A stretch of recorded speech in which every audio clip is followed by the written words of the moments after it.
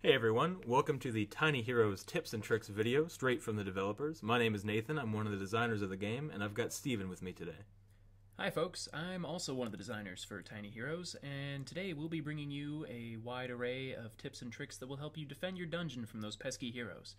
We'll start off talking about some of the defenses that you can use and how they work, then we'll talk about the heroes and their unique abilities, and last we'll wrap up with some more general tips to keep your treasures safe. Alrighty guys, the first thing we're going to talk about are defenses. Now in Tiny Heroes, defenses are your lifeblood. They are what you use to save your treasure from all the heroes. They come in a huge array, all different types. You can see we've got mana crystals, they're how you get your economy going, which lets you build more defenses, catapults, bombs, spike traps, all different types, and they can all be used in different ways. Now, in this game, your defenses aren't there forever. They're actually pretty fragile, as you can see here. They will go down. And that's okay. That's part of the gameplay. Do not be upset when defenses die because it works out in the end. Now, you don't have to worry about all of your defenses. Some of them, like the giant spinning blades here, can't actually be attacked by the heroes, and they can't actually be affected at all.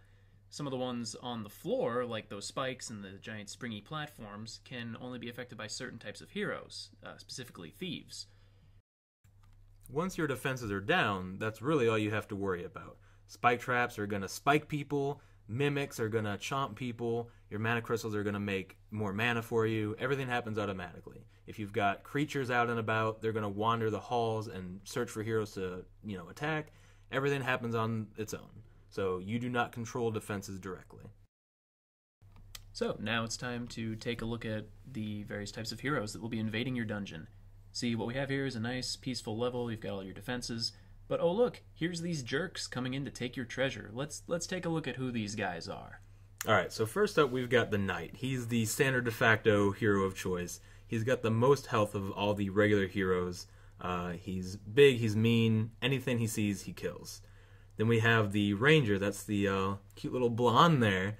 And she attacks at range, she deals a lot of damage. She's also a pretty aggressive type. And then way in the back there in the blue, that's the Wizard.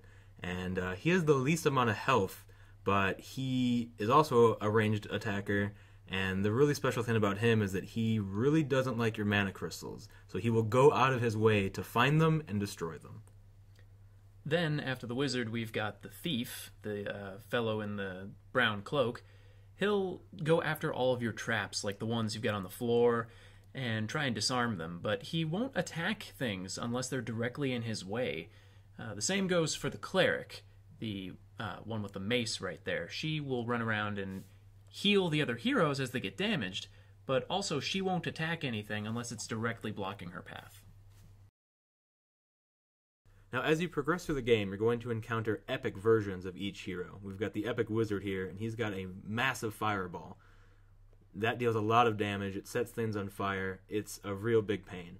But one of the tricks that I'm going to teach you today is about distractions. I'm going to use my skeleton here to sort of bait the Wizard into wasting his fireball. And now that has saved all of my lightning towers and my baby dragon. Speaking of wizards, it's time to talk about mana crystals. They're big, they're purple, they glow, and they are your route to placing more defenses. Generally speaking, when you start a level, the first thing you should do should be to place as many mana crystals as you can, and start by placing some of the cheaper defenses that won't use up all your mana. This way you can make sure that every time you're able to place a mana crystal, you have enough mana to place a mana crystal. That way you won't run out in the early going and stunt your development, and later on you'll have enough mana crystals built that you'll be able to have mana to place your more expensive defenses, and totally give those heroes a taste of their own medicine. Now, one of the coolest parts about Tiny Heroes is that we've got well over 30 defenses. And they're fun on their own, and they're certainly powerful, but what you'll find out is that when you start combining multiple defenses together, they work really well in tandem. You can see here I'm placing a barricade in front of my wall blades, so this Epic Knight is stuck, and he's going to take constant damage from these wall blades, and they're just going to shred him to pieces. Another really good tip is to place any tower, like a ballista, even the catapults, nearby your spike traps or other floor traps. So when thieves try to disarm them, they'll get hit, and that stops their disarm from happening. Now, one of the coolest combinations in Tiny Heroes has got to be the tar and bomb. When you place tar on the ground, it slows all the heroes that stand in it. but once you place a bomb down and it goes off, the explosion causes the tar to catch on fire, and that deals a ton of extra damage to all the heroes caught in its path.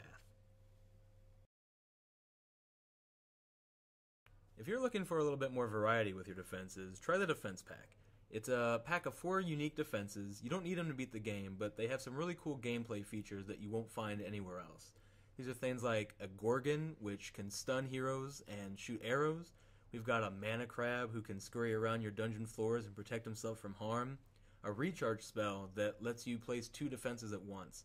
And, oh yeah, did we mention an ion cannon? A giant death laser from space that destroys everything in its path? Because, yeah, that's in there too. Alright guys, that's all we've got for now. This has been Nathan. And Steven. Signing off for Tiny Heroes, where you don't play the hero. You slay the hero.